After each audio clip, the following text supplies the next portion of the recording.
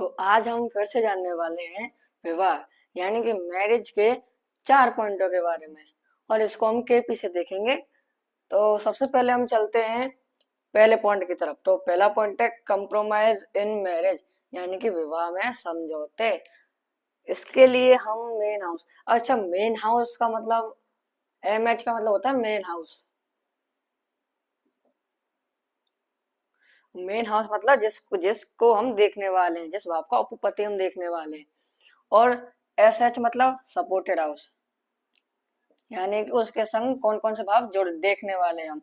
यानी कि 7 CSL विवाह के लिए हम क्या देखते हैं, 7 CSL 2 7 11 भाव दे दे, तो वो 2 7 11 भाव क्या है, सपोर्टेड हाउस है। ठीक है। तो यहाँ पे जो पहला पॉइंट है उसमें हम देखते हैं थर्ड CSL को। थर्ड CSL हमें 3 7 9 इन भावों को सिग्निफाई कर देता है, तो हम कह देते हैं कि विवाह में समझौते के योग इस कुंडली में हैं। अब हम बढ़ते हैं दूसरे पॉइंट की तरफ। दूसरा पॉइंट है एंगेजमेंट यानी सगाई। सगाई के लिए हम देखते हैं 7वां भाव 7 CSL।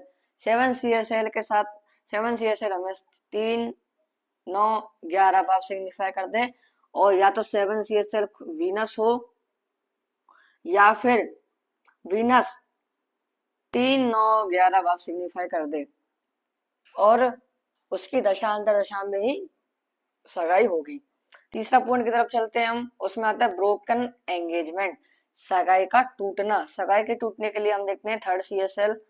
थर्ड CSL हमें 6 7 8 12 ये 4 भावों को सिग्निफाई कर देता है, तो हम कह देते हैं कि इस दशा में इनकी सगाई टूटने के योग हैं।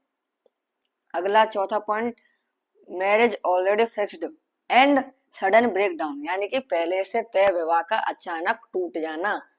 कई बार होता है ना कि हमने रिश्ता पक्का हो गया, फिर लास्ट में जाकर वो रिश्ता टूट जाता है, तो उसको हम देखते हैं 7 CSL से। 7 CSL हमें 1 6 10 और 12 ये जैसे भाव को सिग्निफाई कर रहा है दशा भुक्ति अंतरा, यानी कि मैप एम महादशा, ए अंतरदशा, पी प्रत्यांतर दशा। तो हम कह देते हैं कि ये वाला पॉइंट कुंडली में अप्लाई हो रहा है। तो आज हमने आपको इन 4 पॉइंटों के बारे में बताया है।